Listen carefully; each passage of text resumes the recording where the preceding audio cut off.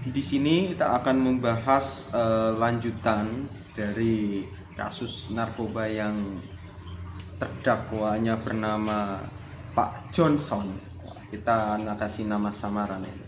Dia itu kasusnya mempunyai berat barang itu narkoba sekitar 25 gram. Dan dia mendapatkan dari saudara Akai yang sekarang dia itu DPO yang dia dapat. Nah, per gramnya biasanya mereka tuh menjualnya kurang lebih 1 jutaan. Ini contoh kasus ya. Dan akan diupah sebagai kurir Pak Johnson ini 500 ribuan. Nah, dari contoh kasus tadi, biasanya jaksa akan menuntut ada 2 alternatif. Yang pertama, pasal yang digunakan pasal 114 ayat 2 untuk pasal 132 ayat 1 Undang-Undang Nomor 35 Tahun 2009 tentang narkotika, Undang-Undang Nomor 1 Tahun 2026 tentang penyesuaian pidana. Nah, dakwaan alternatif kedua biasanya menggunakan pasal 609 ayat 2 huruf A Undang-Undang RI Nomor 1 Tahun 2023 tentang Kitab Undang-Undang Hukum Pidana. Nah, di sini pasal-pasal itu berbunyi untuk pasal 114 ayat 1 Undang-Undang Nomor 35 Tahun 2009 tentang narkotika. Pasal ini mengatur tindak pidana peredaran gelap narkotika golongan 1, yaitu menjual, membeli, atau menjadi perantara. Status di tahun 2026 berdasarkan UUP 2006 pasal ini tetap berlaku. Namun, aturan minimum khusus 5 tahun dihapuskan, atau ancaman penjara maksimal 20 tahun atau seumur hidup dengan denda 1-10 miliar. Sedangkan untuk pasal 609 ayat 1 huruf A Undang-Undang Nomor 1 Tahun 2023 tentang KUHP, pasal ini mengatur tindakan kepemilikan penguasaan narkotika golongan 1 bukan tanaman menggantikan ketentuan serupa di undang-undang lama. Ancaman penjara 4 hingga 12 tahun dengan denda penyesuaian kategori 4 dan atau 5. Fokus sering digunakan untuk penguasaan barang bukti atau pengedar atau pengguna.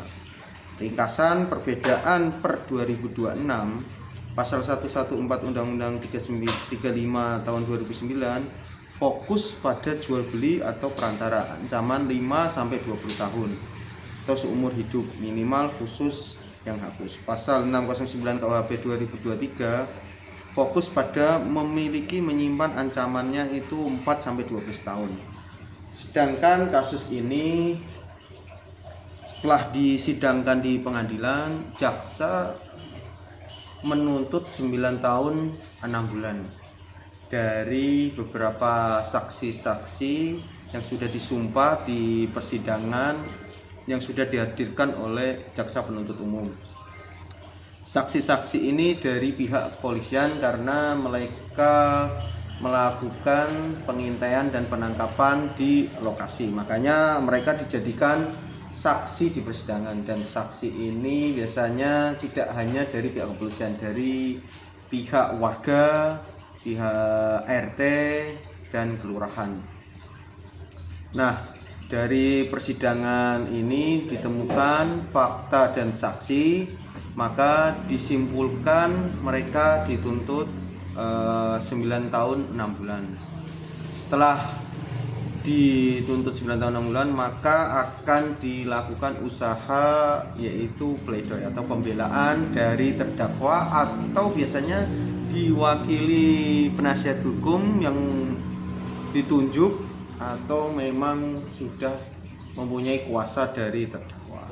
Jadi pembelaan itu sudah diusahakan. Kadang hakim itu menilai, memutus dari apakah terdakwa ini sebagai residivis residivis atau ini yang pertama mereka lakukan.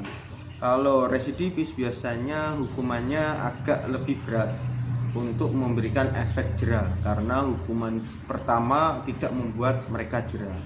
Sedangkan untuk yang pelaku pertama biasanya putusannya agak lebih ringan, karena ini adalah hal pertama yang mereka lakukan. Dari putusan ini diharapkan mereka bertaubat dan tidak akan mengulangi lagi dan bisa kembali ke masyarakat. Dan dari tuntutan 9 tahun 6 bulan biasanya mereka akan diputus antara 6 tahun atau 7 tahun. Ini cuma perkiraan. Dan untuk yang sudah residivis, pengurangannya biasanya lebih minimal. Dari 9 tahun 6 bulan itu cuma putusan 7 tahun. Tapi dari terdakwa atau yang mewakili advokat itu bisa mengajukan upaya hukum, yaitu melalui banding dan kasasi.